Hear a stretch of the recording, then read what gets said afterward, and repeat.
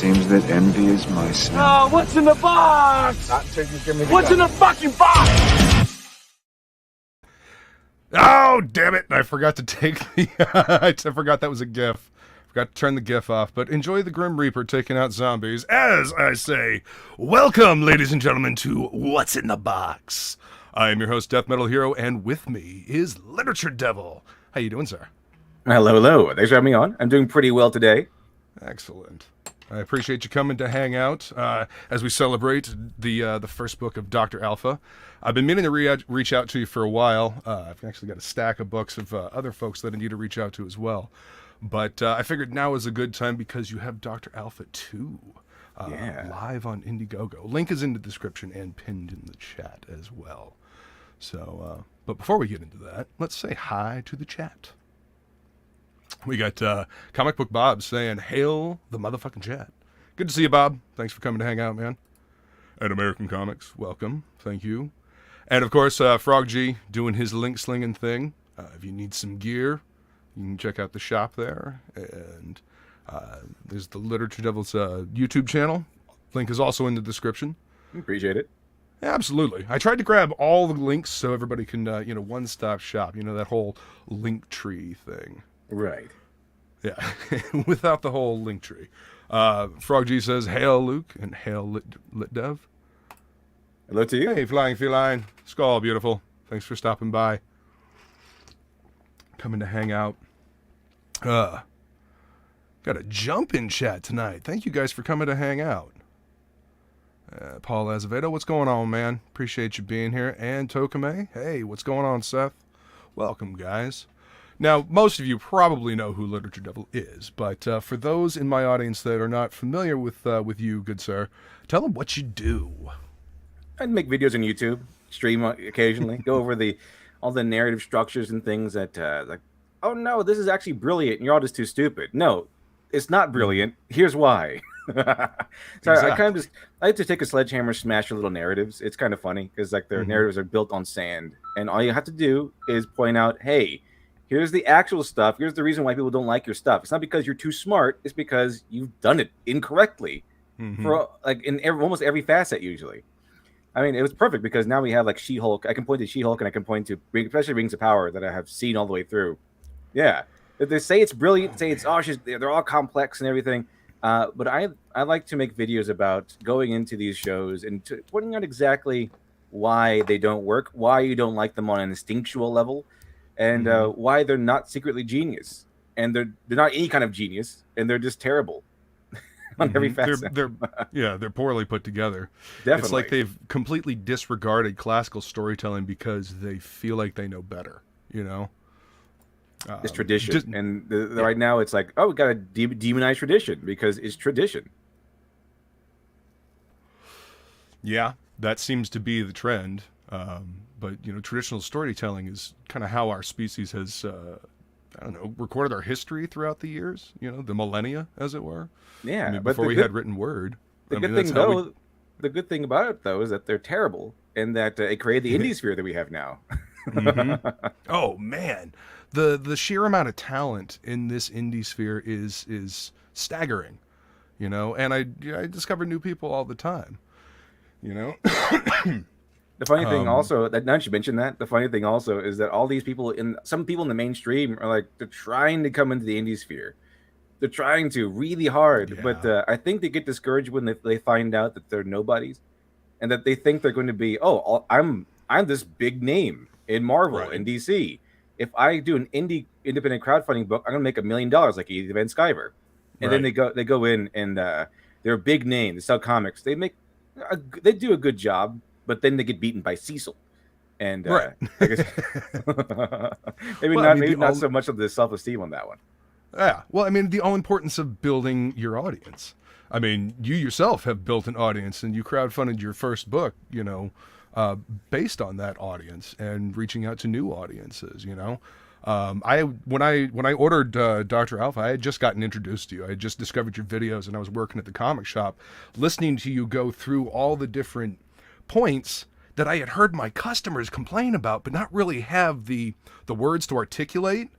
And so I've pointed several of my customers in your video's direction to check out, this will explain why you're dissatisfied with these stories that you've been reading, because I would have customers that would, just keep buying comics because that's what they've done for the past 10, 15 years, Yeah, it's a how's Nightwing, just pulling one out of random that I asked a customer about.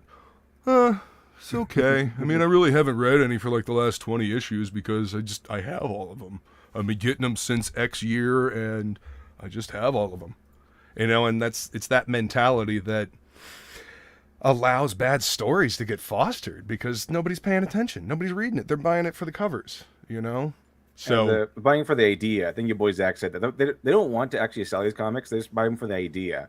Oh, this comic book is highlighting this voice. And then, okay, which one of you bought it? And then nobody bought it. They're making comic books so you can walk into a bookstore, take a selfie, put it back on the shelf, and leave. I cry, keep crying, nerds, or whatever.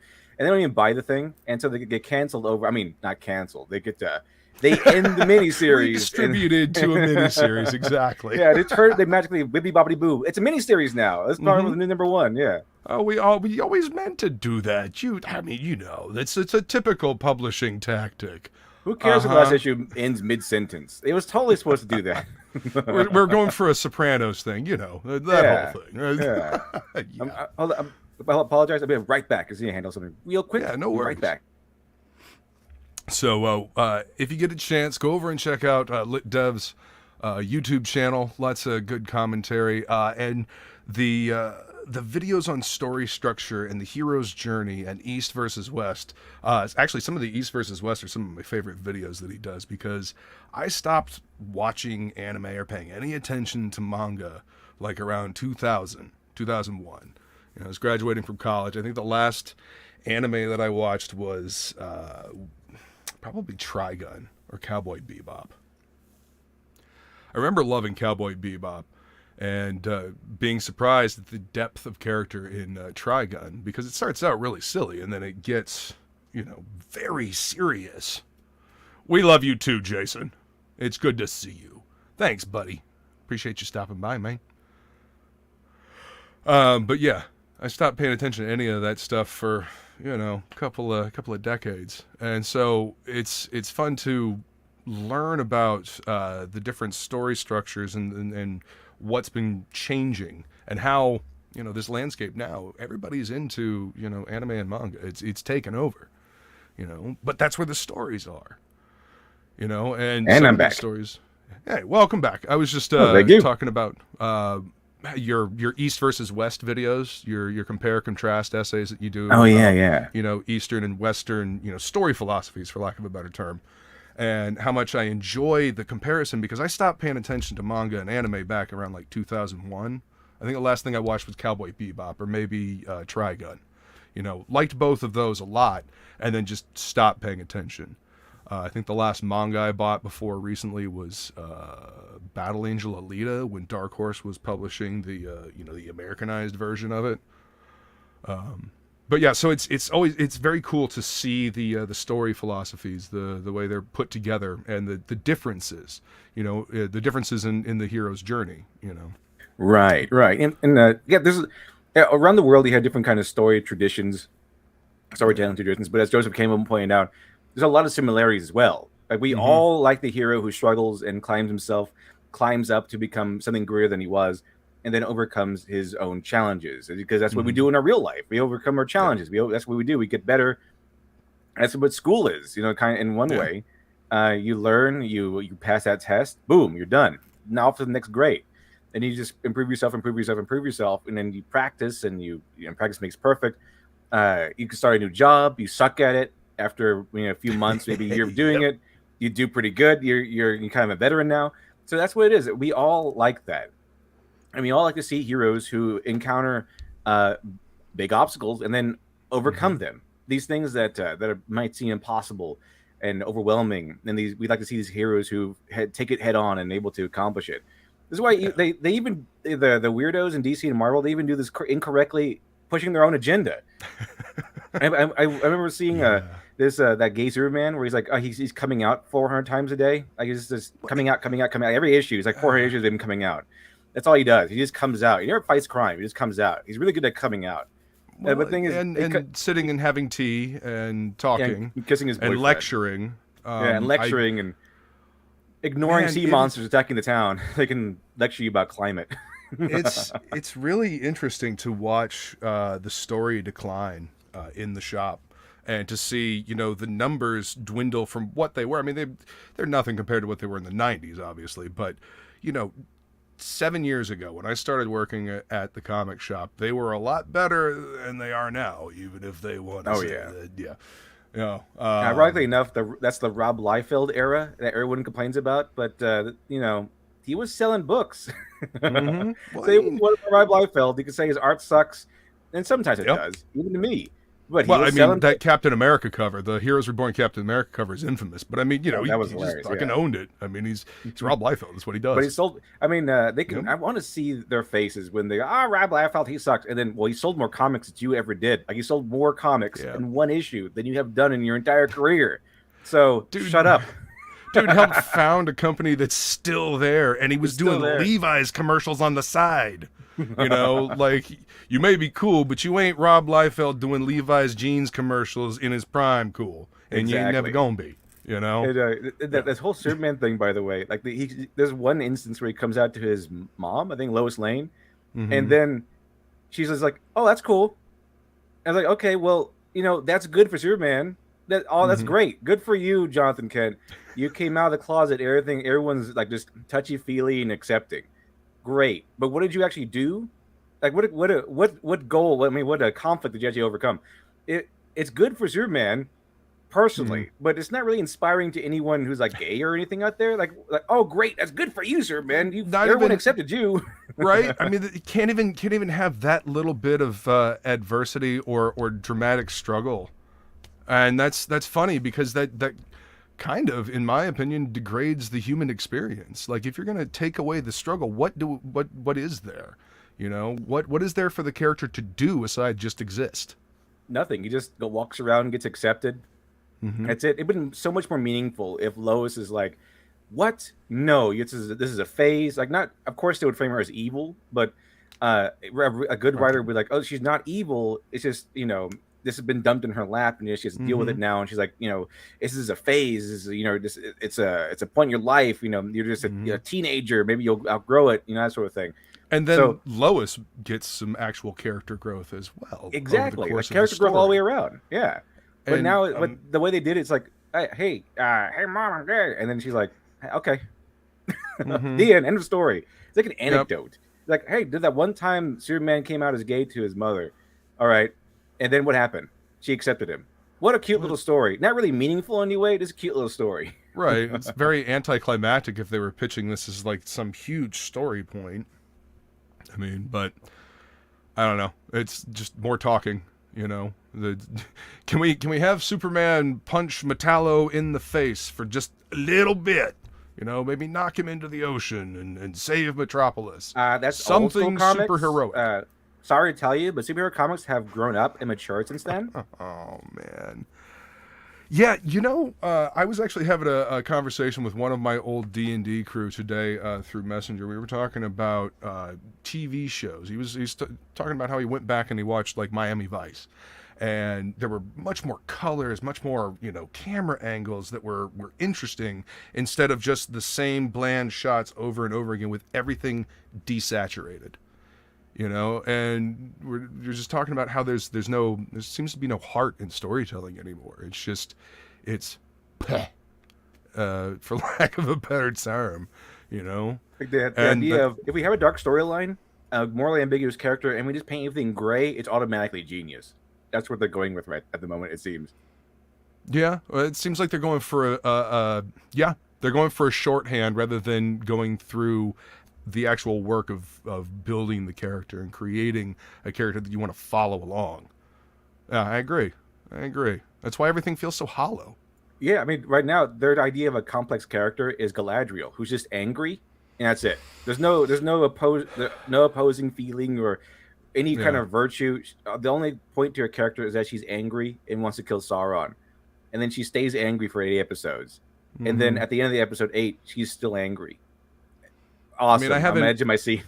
I haven't. There's this flat line across the entire series, and I just can't wait to, shift a little bit because my legs are going numb from sitting in the same place. Exactly. Yeah. I haven't picked it. I haven't watched it. I don't plan on it. From what it seems like, she has zero consequences for anything that happens. Like, her anger doesn't get her in trouble. Her anger doesn't put her in a tight spot that she has to, fight out of or get captured and have to fight her way out of. Something to show some kind of character depth besides, I am this mannequin that does everything perfectly with a god mode cheat on. She gets captured by Numenor, and then she ends up, rolling a natural 20 on diplomacy and convincing the Numenorian queen to give her, 5 ships and a couple hundred men to go reclaim a crown or something.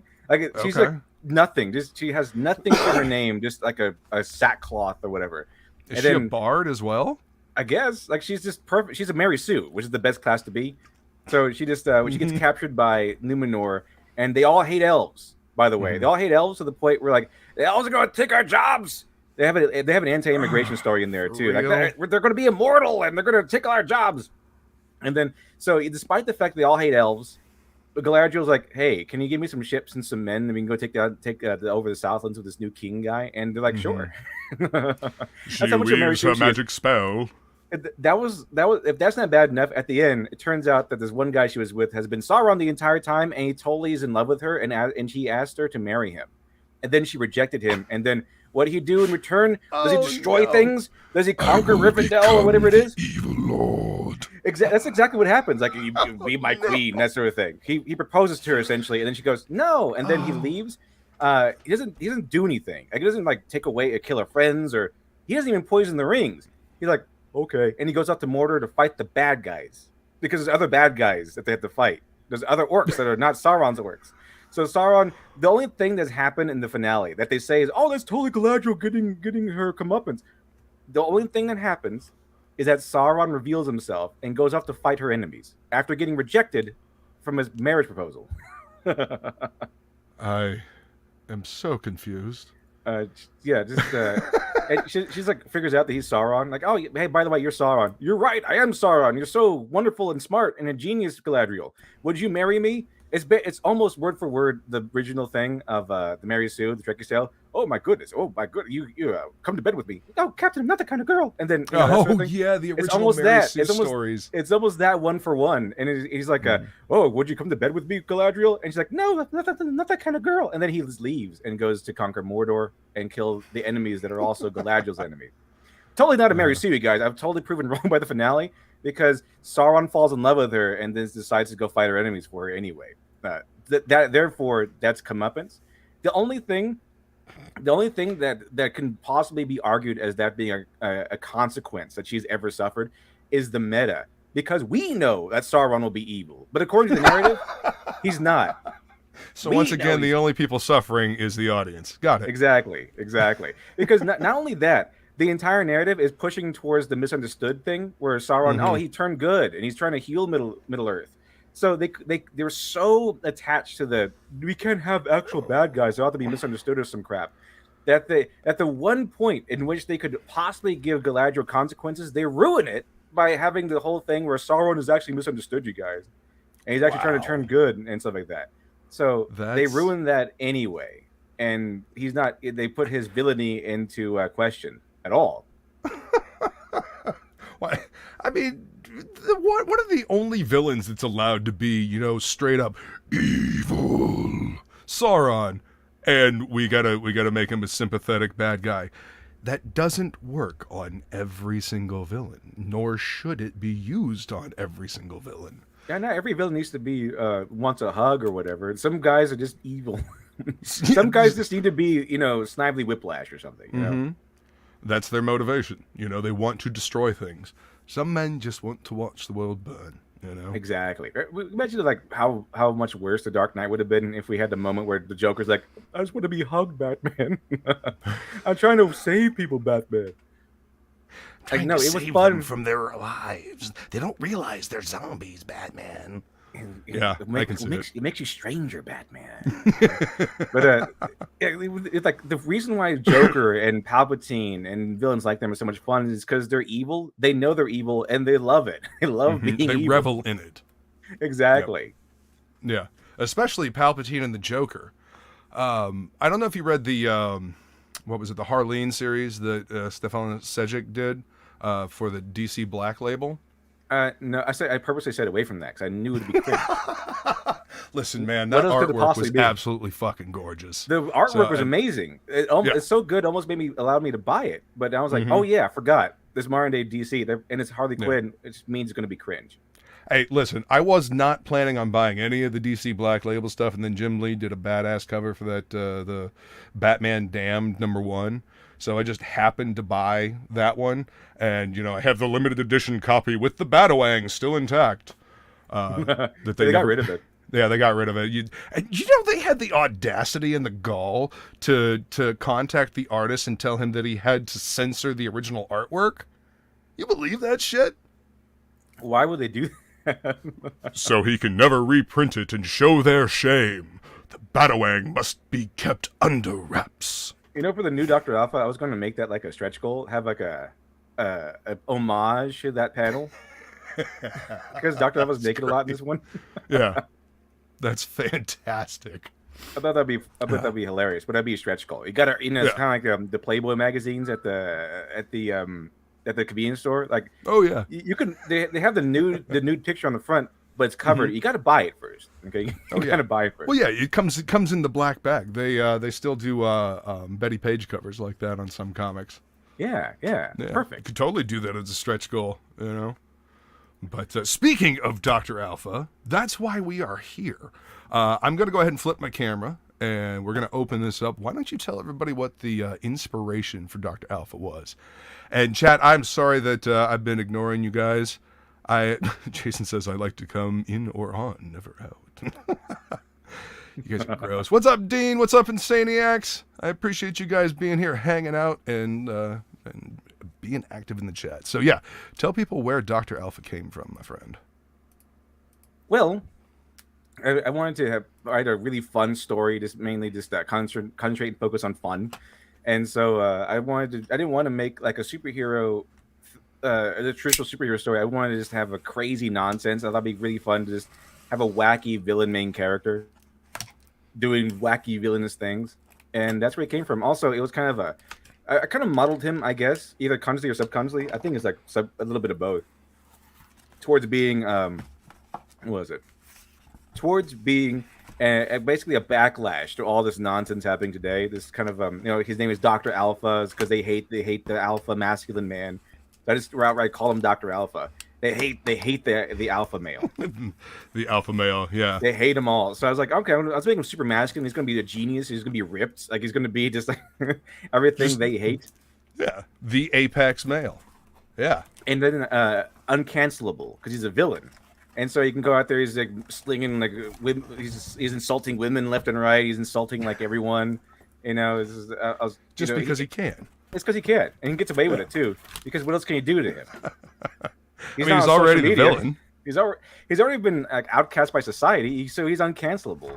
So basically, he's just out there just insulting everyone and just being a complete asshole. And then the story begins.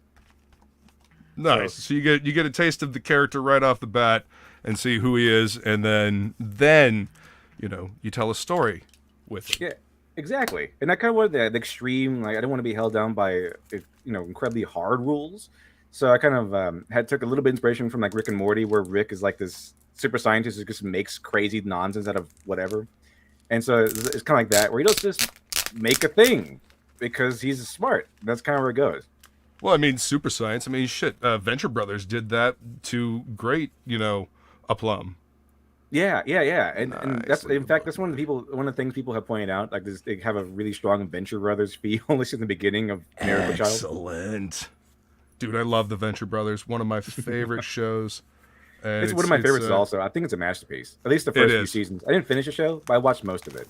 Oh, definitely. If you get a chance, finish it. Ooh, I love this cover, man. I love the feel of it.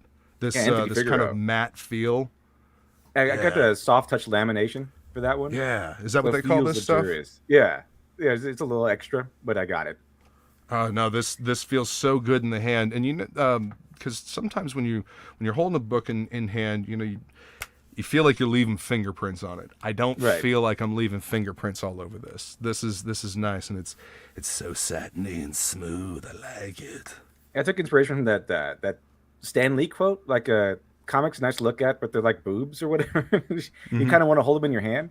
So I was like, oh yeah, you know, people want the physical copy because they want to feel it too. So I was like, soft touch lamination. Exactly. Let's go with that.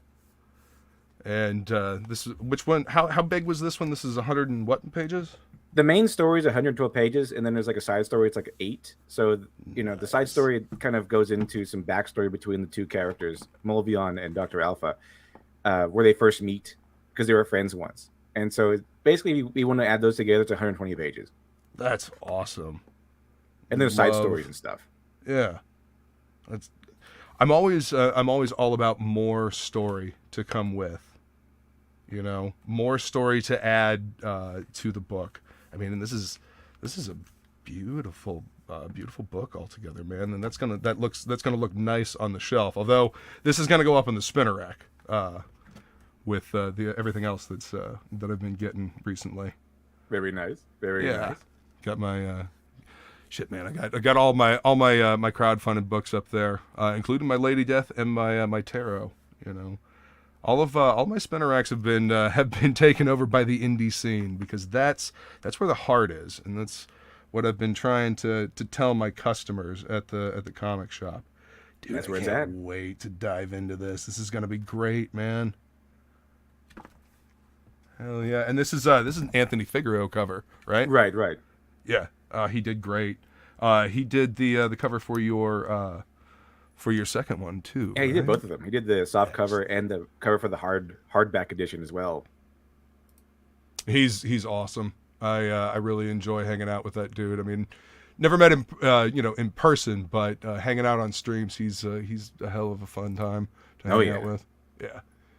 Let's see. All right, I am going to I think I'll bring up the trailer for the first one, and then we'll take a look at the campaign for the second book, and you can tell people about tell people about this poster actually. Oh yeah, so this is I added this in there because the campaign did so well, and so I want to add something in there extra. This is another project I've been working on, Lady Midnight, and you'll see the first story in this book. Like their very first story is actually in the back of the book. I think it's around 8 to 10 pages or so, but I decided people liked her enough where I decided to make her give her own comic and everything. I've been working on that for about a year now, laying down the groundwork. And I finally got an idea for the first story. I think it'd be pretty interesting. But it's more of a noir feel, but like a Constantine noir feel, because she uses magic and fights like monsters and ghosts and stuff, including villains too. But like just like a wide variety. That's awesome. It's in the same universe as Dr. Alpha. That's what I was going to at first, but I'm not sure. If it happens to end up that way, it will be. But I'm gonna go into the first story assuming it isn't, so I can just do whatever. Okay, so you're not tied down to anything. Yeah, exactly. Totally understand. And there might be some Easter eggs, callbacks. So you're like, oh, there's a little Dr. Alpha bobblehead or whatever. But not nothing solid yet, anyway. Yeah, awesome. I mean, and I love the idea of a noir type book. There's not enough of it around anymore, and what they try to pass off as noir often isn't. It's just littered with shadows, as it were. And oh look, there's a bunch of shadows and hard blacks on this page. That's definitely noir. And it's like, you realize it's more than just a visual thing, right? There's a storytelling thing to it. Anyway. A good hero in a hard-boiled scenario, some crime happening. Yeah. Some murders, probably. They usually forget that kind of thing. It's an atmosphere thing. It's not just visual. It's got to be there in the writing as well. So that's cool. I'm excited about that, and I'm very excited to dive into this, man. And so the new one I heard you say today takes place 20 years before this. Before this. Oh, okay. So it's kind of a prequel. Yeah, but this one introduces this, my thinking is This one introduced you to the character of Dr. Alpha. The Dead Man's Alibi will be more centered on the world around him, like all the different organizations, his past, some aspects of his past, some other aspects that are touched on here that are expanded more in Dead Man's Alibi, where they came from, things like that. And it's also setting up story seeds for Dr. Alpha 3. So some of the characters in Dead Man's Alibi you might see referenced or actually just outright see in Dr. Alpha 3 and beyond. Nice. Tokame says, Venture Brothers is the media Truth Society needed, and it's so many nails squarely on the head and tells the real story behind popular media. Love it. Yeah, well, I mean, it takes tropes that are beloved, and it realistically turns them on their ear instead of, just being... I mean, in some cases, it's really ridiculous, but in some cases, it's like, oh yeah, if that actually did happen in our reality, it probably would fuck up just like that. Probably. I like the fact that they found like Johnny Quest lost in the submarine and stuff. He's a crazy old man now.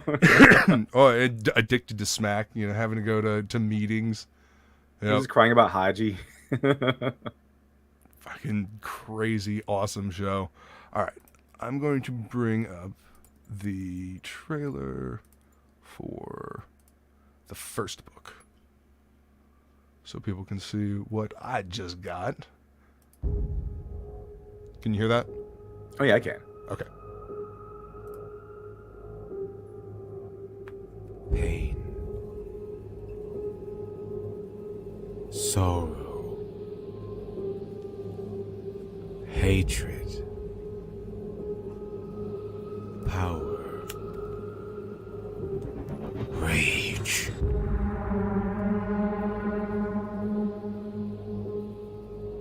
What makes a man turn evil? Dr. Alpha is one of the most dangerous supervillains in the galaxy.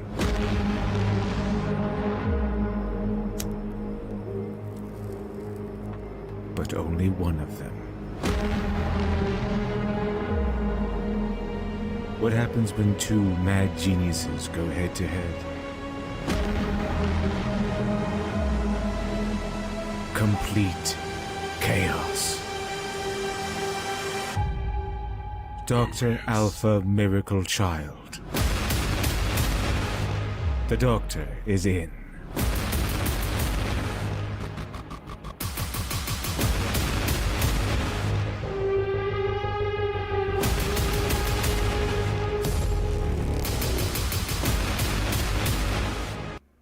Nice. I don't know if I've ever seen that trailer, actually.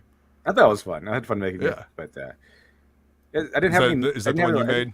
I didn't have a lot of images at that point, so I was like, I did what I could. This time around, I had a lot of images. I have like about 15 pages already laid out by Bascom Tomatoes, so I'm way ahead of where I was last time. Was the second go around.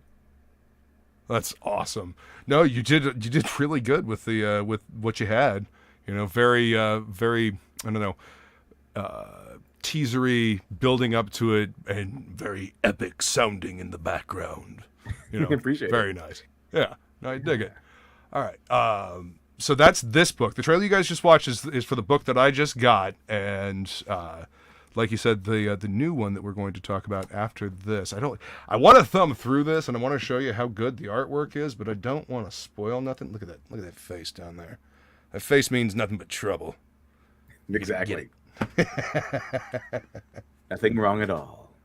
I can't, honestly, I can't wait to see the analogs that you've come up with for different, I guess, superhero tropes. Yeah. It was pretty fun. It was pretty fun. Coming with all this stuff, making the story. Yeah. All right, so let me bring up the new campaign, and we will check out the new trailer.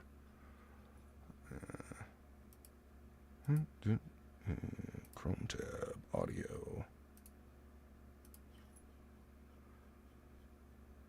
Look, the grin. Right there. There you go. There's the grin. Yep, Dr. the smirk. Alpha, Dead Man's Lullaby. He's smirking. That's how you know he's evil. Yeah. Oh, yeah, totally. The smirk.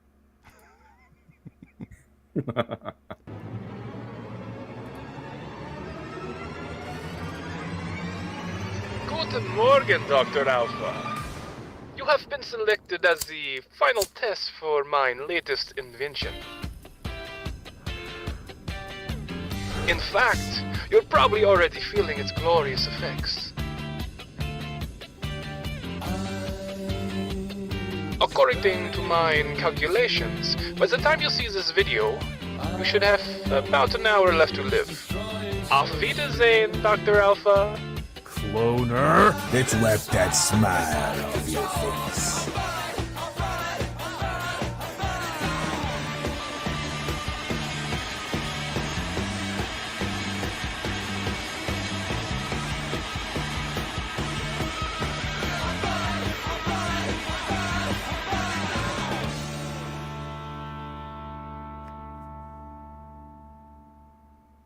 A little of this, a little of that.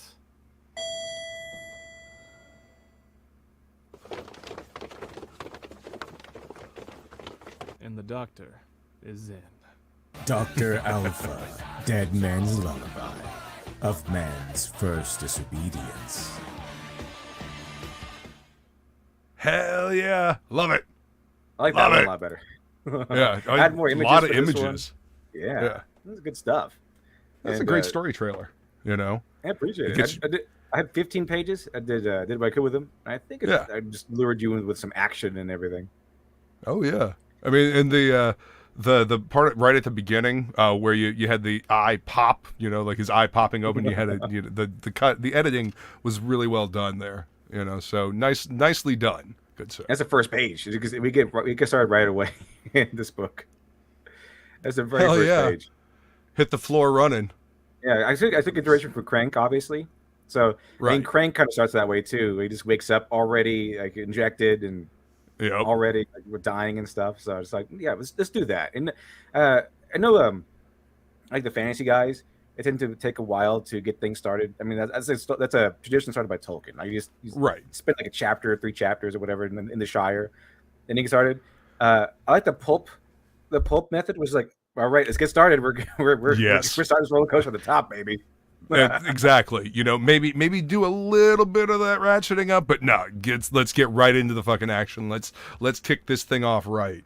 You know, back when Tolkien was doing his craft, you know, it was a much more refined time. Things were quieter, you see. Yeah, it works. You'd sit around with your pipe and you'd read a good book and you'd like to slowly get into a book. You know, we need give us that action now.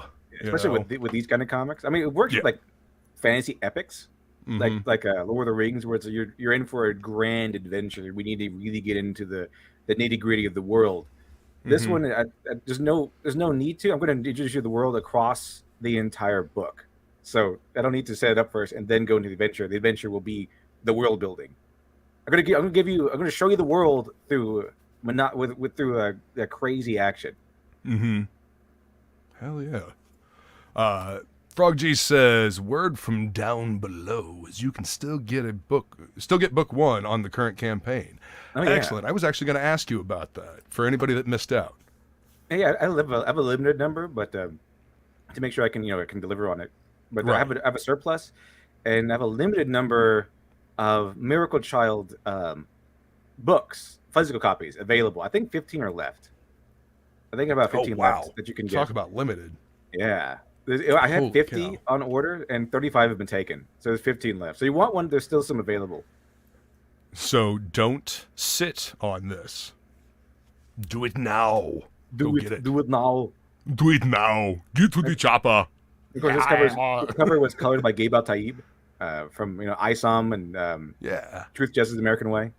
Yeah. Really nice colors. Yeah, beautiful colors. You know, it works well with Figaro's line work too. You know. Oh yeah, I think so. Really enjoy. I mean, it's just it's definitely that vibe that you're going for. You know. And he just keeps getting better, man. Everything I see that Anthony Figaro's done just keeps getting better.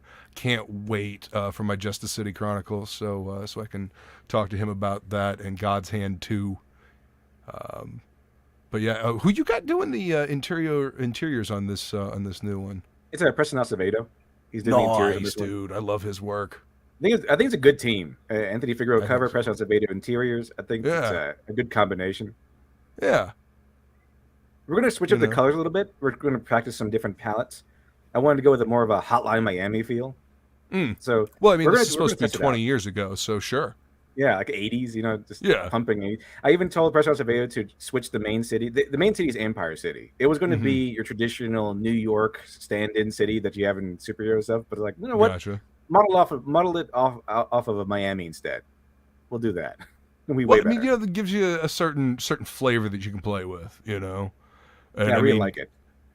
Speaking of Miami Vice earlier, I mean, that's kind of some people's idea of like peak 80s, you know, just Miami Vice and that whole neon city type thing. Yeah, I want to go with that. I think it really feels like a Hotline Miami kind of story too. It's just a bunch of like this brutality and violence. Oh hell yeah! And what is it? Grand Theft Auto Vice City stories. Yeah, exactly. This is one of my favorites. Yeah, I've honestly never played a story campaign in any Grand Theft Auto game. Would always go over to a friend's house and just wreak absolute carnage. You know, let's spawn a tank in and blow that building up. Okay, get that star rating all the way up. Oh yeah, see how quickly you could do it. Pages are beautiful, man. Loving this stuff. And see here, these are the colored pages that we saw black and white in the trailer.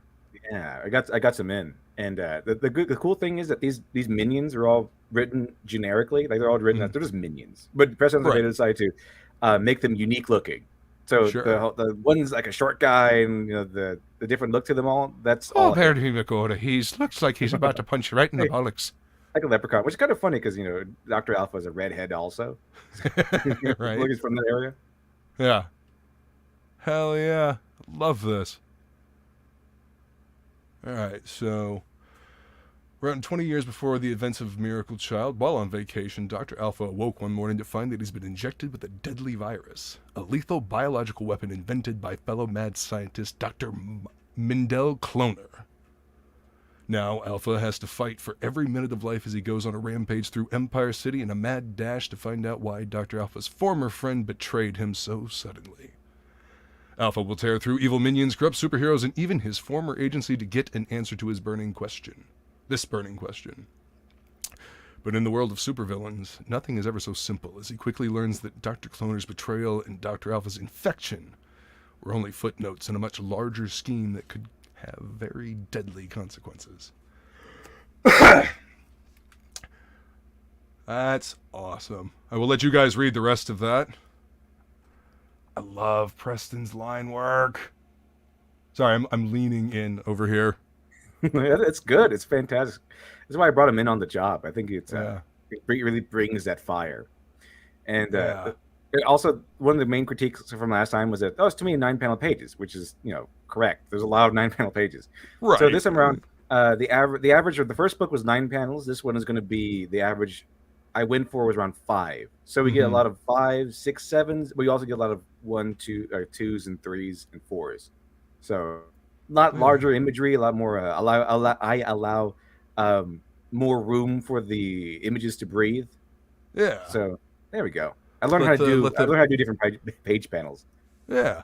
Well, I mean, man, comics are like they're writing for panel layouts is an art form unto itself. I'm an artist and a writer, so I kind of just write, if that makes sense sometimes when I'm laying out pages. But writing and like actually thinking about like movement through panel layouts so that the rhythm of the page flow, is something that can be understood rather than just a jumble of images where, okay, they're kind of moving this way. You almost have to think in animation terms. You know what I mean? Like a storyboard, yeah. Yeah, like a storyboard. And then that's actually sometimes what I do, think about it in just storyboard terms and then play around with the camera movement and panel layout. But yeah, I love these layouts, man. These sing. Well, it's kind of ended on like he wins a fight and he walks away. And last panel is that that's where I put the homage to Batman Damn, but it didn't happen. Ah, okay. Well, there's always that stretch goal thing. Oh yeah. Very stretchy. Yeah. Let's see. What's up, Lakem? Good to see you, man. Thanks for coming to hang out. And that T-shirt. That T-shirt is great. We're going to get to that T-shirt. I love that T-shirt. Like me some T-shirts. I decided to bring it back, and I decided to bring it like campaign exclusive. So you can get it again, but it's only going to be available through campaigns. Hey, there you go. I mean, but I love that because it makes it a rarity for the people paying attention to the campaign. And it adds a little bit of urgency to the campaign. Fear of missing out. I mean, it's a hell of a thing to play on people, but at the same time, we are doing this prestige format, and there's the collectability that we all love. We like the fact that there's something unique and special about these that you can't get elsewhere. Right. And so T-shirts are like that. I mean, they've been doing limited print run T-shirts for time out of fucking mind, so it's not like that's anything new either. And also speaking of the T-shirt, if you get $100,000 on this campaign, like there's some miracle should happen if we get $100,000. I do plan to add in an extra short story about the T-shirt, the backstory of the T-shirt within the book. He canonically owns this shirt. That's fucking great. So you get to see perhaps Dr. Alpha's love interest and also the origin story for the shirt. Nice. I had this origin story ever since I was writing Miracle Child, so it's not just something new that I made up for the campaign. I've had it stowed away. Great. Had been keeping it in your back pocket for just such an occasion. Exactly. All right, you heard him, folks. We need I have to. So many story elements that I've developed for Dr. Alpha and the storyline that I have not told anyone. but they're there. But they will be there. Right. Excellent. All right. So we need that backstory. I'm all about more story. Give me more story. Holy shit. And this came in with Preston sent this in, and he's like, "This is great." And I was like, "Yes, this is great." So I decided to make this the art print that you get when you do the signed version. Yes. It will be colored. It will be colored, but I'm not sure who's going to do the art print coloring yet. I'm still deciding on that. I'm waiting for the new color palette to come in, and we experiment with it a little bit before I color this. But it will be colored when you get it. But this will be the art piece that you do get. It's going to be 6x9. Because last time I did posters, I had to fold them up.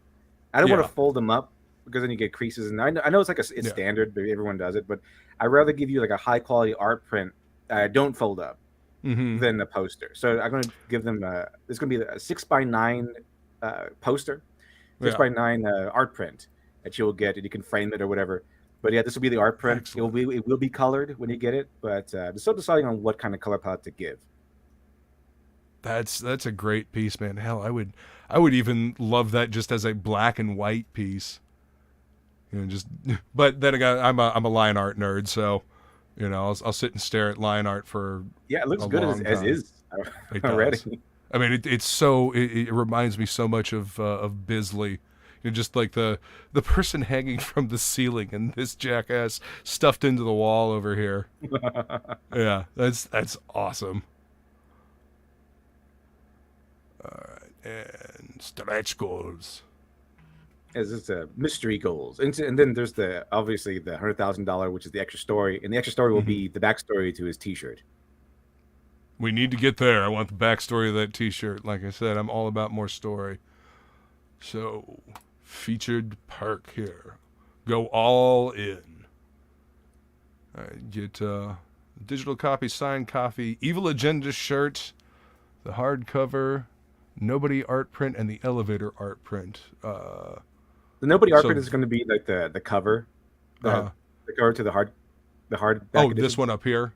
Yeah, it's gonna be that. Okay, so that's the elevator art print. Yeah.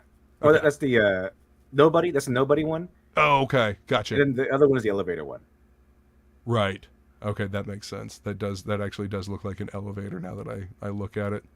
Because the whole thing with the setup here is that after the whole battle scene, we cut to the bottom of it because he's in a hotel. Mm-hmm. And we're cut to the hotel lobby. Everything's fine, hunky dory. We see businessmen, we see women on vacation, the college girls and stuff like that. And then we see this plump little middle class family. I even have the dad make a dad joke about elevators and stairs. And then it opens up to this. Like, oh my god. Fucking fantastic. And Dr. Alpha's dialogue here is going up. That's his dialogue there. Perfect. I had to have him say something. That's going to be a great moment. and Preston's doing the interiors, so oh shit, I cannot wait. I can't wait to see that. That's going to be fantastic. And Tokuma, you are correct that that would make a sick wall poster. Or slick wall poster. Either or, sick or slick. What's up, what about? Welcome. Good to see you. Alright, so that's the feature perk, that's the all-in, you get everything. And then I'm guessing you can add on the Miracle Child. Copy Miracle Child as you know, as long as supplies last, as they say. Limited supplies, get them now. They also have a digital copy. I got something that's not on the campaign yet, but I do have now. Let me see, where is it? Is a page where Dr. Alpha meets or encounters Cloner's girlfriend, and she has a placeholder name, so I won't tell you her name. I don't know. I haven't decided quite yet, but right. She's like a more competent Harley Quinn, is like to call her. Like she's crazy in love with Cloner, but they actually love each other. But she's still insane. But the thing is, she's not just good at fighting because she's good at fighting. Like Harley Quinn is somehow good at fighting because she actually is ex-military, like ex-special forces and ex-CIA. And she was the one who roofies Dr. Alpha in the first place. This is why he's knocked out in the beginning. Okay.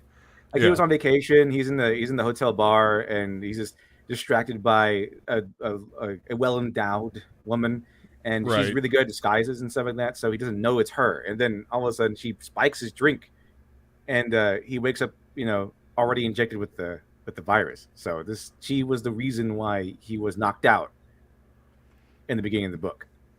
Moral of the story here is if a buxom beauty starts chatting you up in the bar, beware. Exactly. Danger, Will Robinson, danger. And also, she has her main weapons or her signature weapon are two karambits, and this takes place in the kitchen, the hotel kitchen, and it's pretty much an homage to the fight in the Raid 2 against the guy with the two karambits that he fights in the kitchen. Oh, nice! Those movies are so damn good.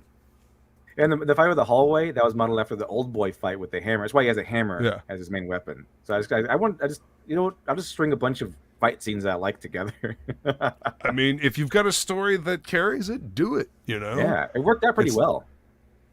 Hell yeah. I can't wait to read it. She started off as just like an ordinary, like a girl that is just, Dr. Cloner's girlfriend, and just like the original idea was that Dr. Alpha would go reach there and maybe just kill her for no reason and just take her cell phone, because his main goal is to take her cell phone, because he needs a cell phone that's registered with Oculus Limited, which is the company that sells super villains, that sells super weapons, super villains. But they only take your phone call if the phone number is registered, and she is the only one with a registered cell phone, probably. And it's true. She actually has a registered cell phone, so he needs her cell phone. This is why he's like really trying to look for somebody in command, which happens to be Dr. Cloner's girlfriend, and this is it. And he just tries to get her cell phone, and he fights her for it. So it was really going to be. He goes down there, threatens her to giving him her cell phone. That's it. But I just thought, like, wouldn't it be cool if I made it more substantial and she was actually a boss fight? So I was like, that'd be pretty cool. So Raid 2 it is. Nice. And she's got a reason to be that way because she's got the training. So yeah, she actually beats him up. Like he would lose here if it weren't for some almost I guess twist of fate, sort of. Like Dr. Cloner calls her and it kind of distracts her a little bit, and he's able to get an upper hand. But she beats him up because, first of all, he's tired from being like a whole hallway full of minions, and he's suffering from the virus, and he's kind of tired, and she's really good at fighting. Yeah. So it's almost like he puts up a fight, but I mean, it's not that much of a fight. But he's kind of warmed over, and he can't put up much of a fight. Yeah. Exactly. And it only gets him so far. Yep. Okay. Well, I mean, that's realistic. That's what would happen if you're exhausted, especially if against a trained fighter.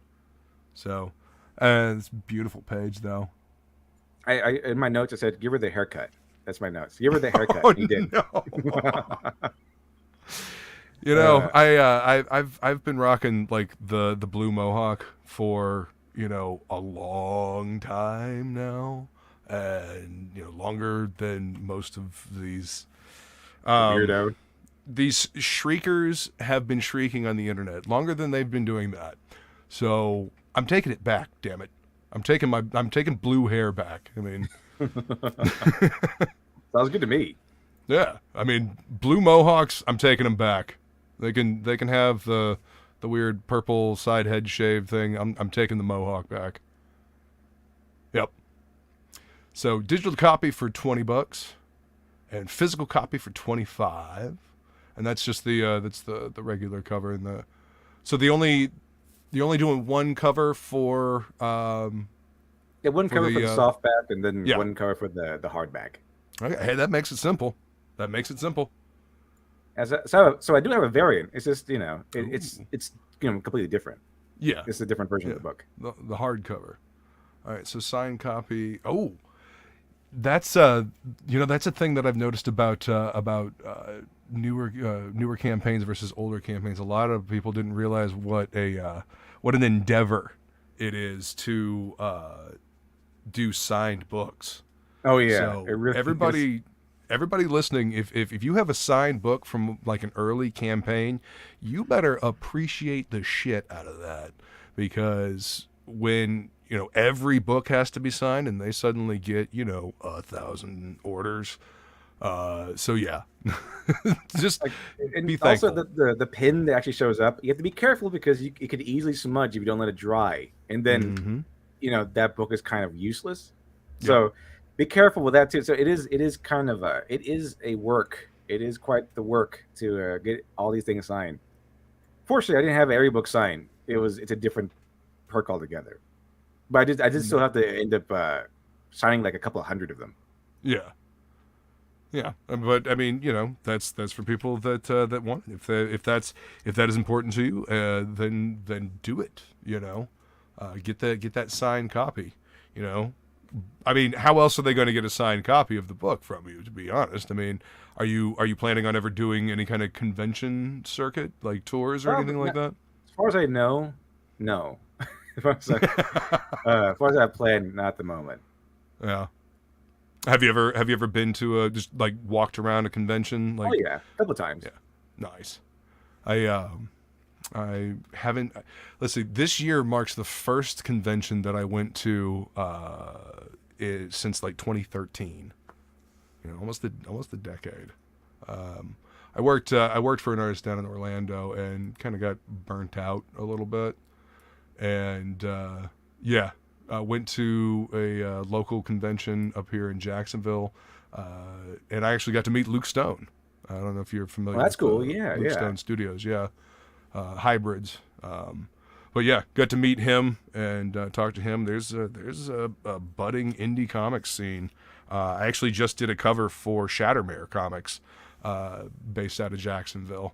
They've taken their D&D campaign and they've made it into a comic book, and they've been releasing on a monthly basis since February. That's interesting. Interesting.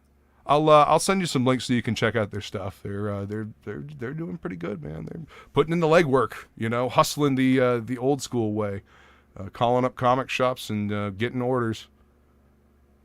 Yeah, but that kind of dovetailed wildly. But yeah, appreciate the signed copies that you guys get. That was the point I was trying to make with all that.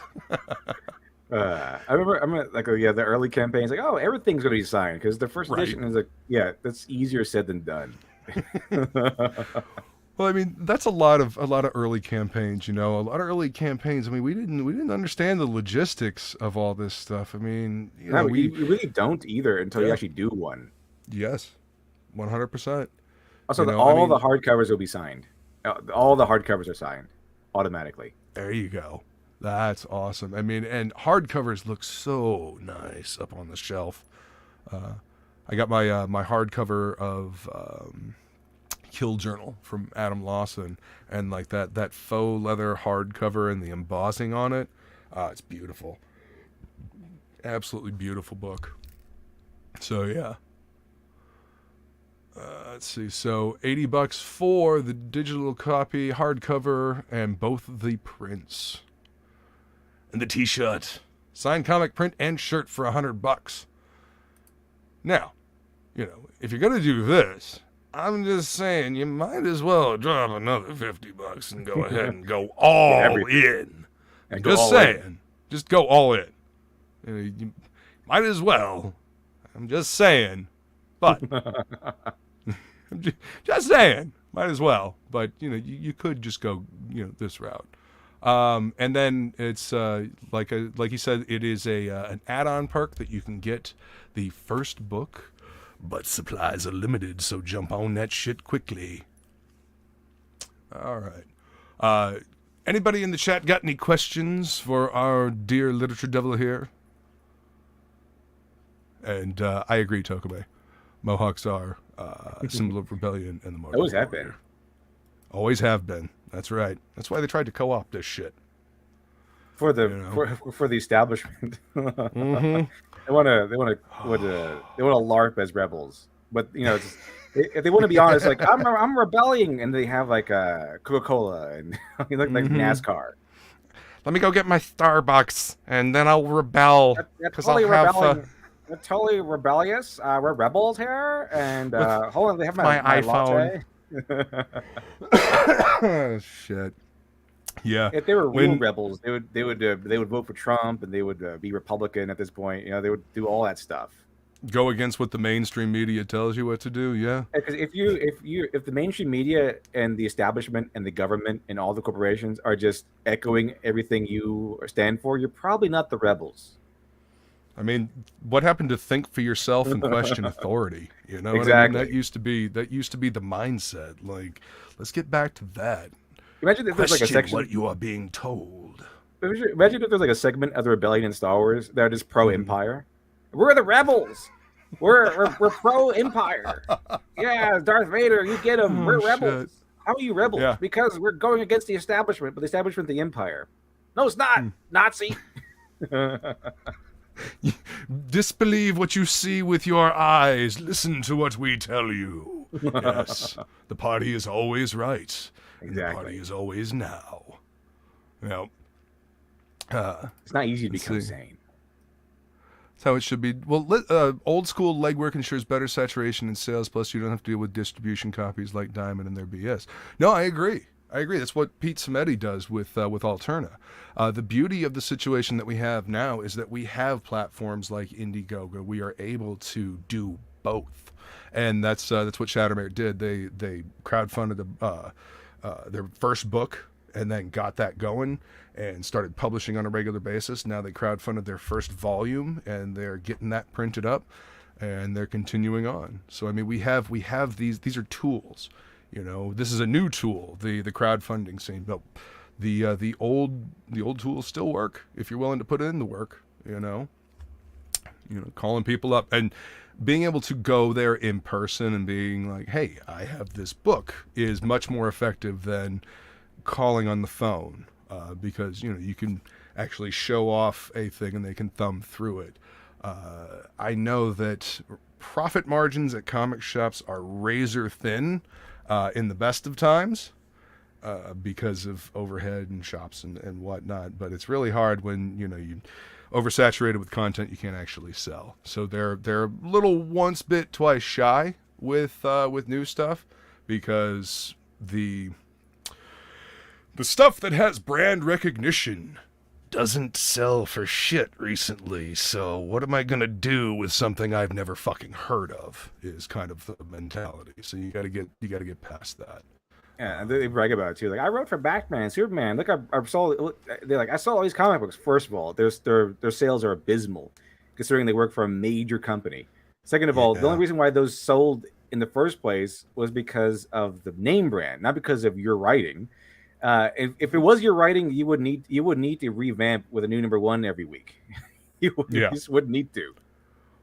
Well, I mean, why do you think these writers' Substacks have not taken off into the stratosphere like they theoretically were supposed to? It's because nobody was reading the book because of your writing. They were reading it because of the character. They stopped reading the book because of your writing. No, exactly. That's definitely looking at you, true. Tom King. Yeah. They definitely stopped. I remember I think it was, ironically enough, it was Kelly Comic that came up with the idea of you're just comic book famous, like you're famous in like your name on a comic book. You're famous at a convention. You're famous at a bookstore. That's about it. Like no one really knows who you are, and also are you really famous? It's kind of the was it Lao Tzu? It's like I dreamed I was a butterfly, but was I a butterfly dreaming I was Lao Tzu, or was I Lao Tzu dreaming I was a butterfly? Am I famous because I wrote for Batman, or is Batman famous and that way it makes me famous? Well, comics has always been a small sphere of people, even amongst like the mainstream and the conventions and whatnot, and it's niche to begin with, and then indie comics is even more niche. So there's small. Word gets around, people talk, and I forget where I was going with this. Anyway, niche market, I guess.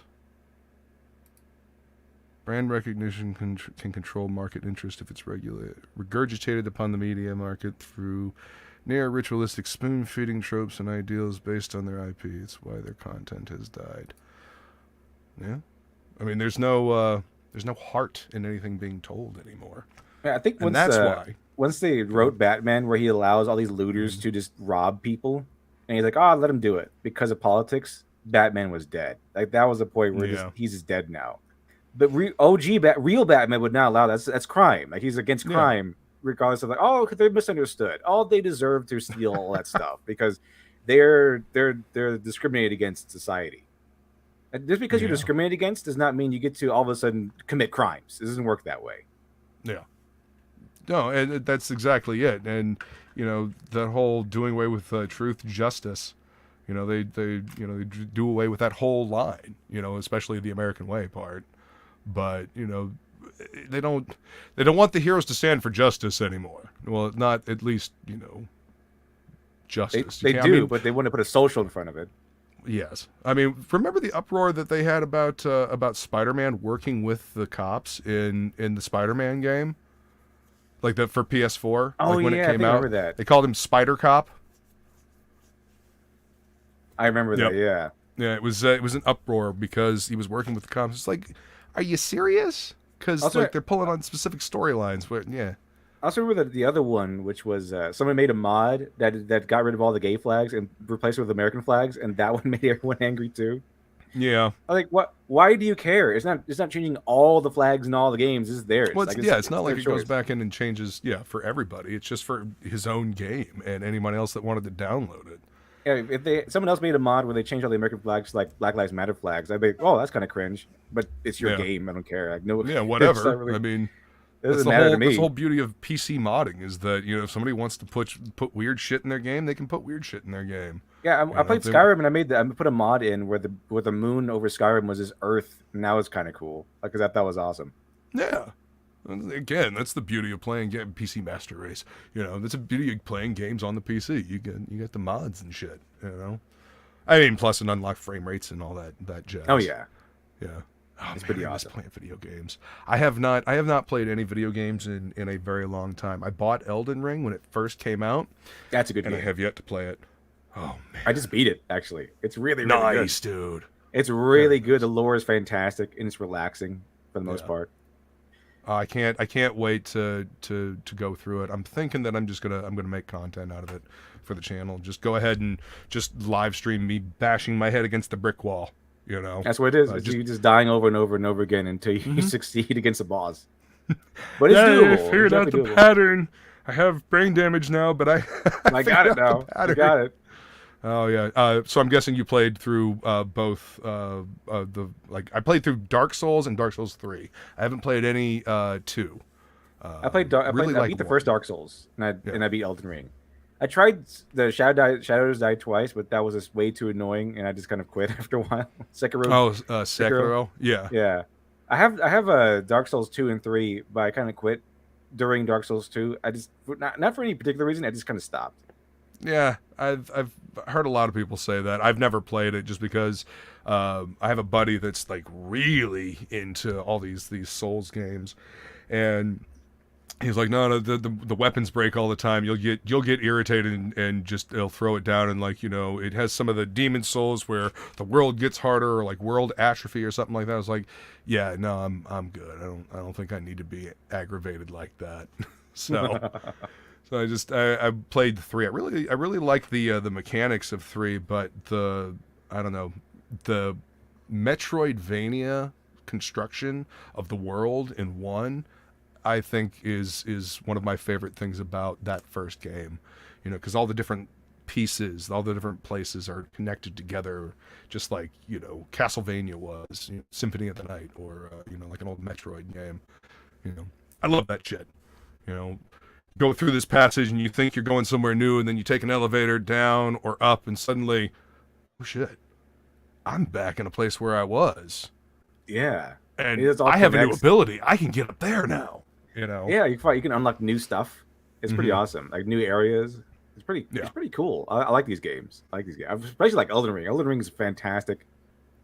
A lot of cool characters, a lot of cool lore. If you pay attention, to the lore. Like it's well worth it. Take into the story around it. I love it a lot. I love Elden Ring. You allow yourself to be immersed in it. It's a great game all the way around. I'm definitely looking forward to it. Yeah, that the thing about FromSoft games is that it's always the lore. You have to seek it out. You know, they're not going to hold your hand. There's no real cutscenes, so to speak, unless you trigger something. You know, it's you know, you figure it out, and you died. Like, here's a boss. Yeah. Go get him. Yeah, I can't wait to you know, go up against the tree sentinel for the first time. You know, trying to sneak by him, I'm sure, and then getting wailed on. So that'll be fun. Those guys are, if you know how to beat them, obviously you can beat them. That's like every boss, but like they're pretty interesting, pretty cool bosses. I like a lot of the stuff in there. Like the bosses all have really cool lore, and basically you could see George R. R. Martin's influence in there with all the families and the nobility kind of clashing with each other. Yeah, definitely. Yeah. Let's see. Tokame says, I liked realism of 1. You could walk into a bad area right quick that would fuck you up if you were not ready for it. Yes, indeed. It seems the same way with Elden Ring. Going to get different weapons and stuff that I've seen people going for. They just, oh shit, wrong place. So, yeah. Exactly. Well, guys, I want to thank you all for coming to hang out with me and Literature Devil tonight. And LitDev, thank you so much for coming to hang out, man. I've had a blast talking with you about story and Dr. Alpha. You know, we'll have to get Odin together again. We'll have to do another, you know, do another show. I still would love to do a discussion about East versus West and like their, I don't know, their. I guess they're disciplines. I don't know. Maybe it'd be a better comparison of old Western versus like the East. You know, and the work ethic of the two, and see how they compare, because, you know, that I think might be a more fair comparison, because it's really nothing to speak of now. Yeah, right now Western stuff used to be like the pulp era, and like the pulp era of America is kind of reflective of the manga era now. Where it's like they're pumping out tons and tons of stuff, but only if it's, you know, in some way adequate. Yeah. Or they think it'll sell. Yeah. Well, it gets a fair chance, you know. And if it doesn't cut the mustard, then it gets booted. You know, and Japan, anyone can have a chance. Anyone can. You know, exactly. You all get the same editors, but they're equally harsh to everyone. Exactly. And you know, you better have a good story. You got to bring your A game. You know, that's how the cream rises to the top. Yeah, but if you make it, you made it for real. But even if you do make it, it says that you're like on probation. So if you get published, you can get canceled immediately if it doesn't sell. So you better keep your A game going. Always bring your A game. Never slack. Exactly. Awesome. Well, thank you guys so much, and we will see you next time. I appreciate everybody hanging out. And where's my video? All right. There's the outro. Thank you guys so much. LitDev, once again, thank you. And guys, hit the link. Go grab Dr. Alpha. Later.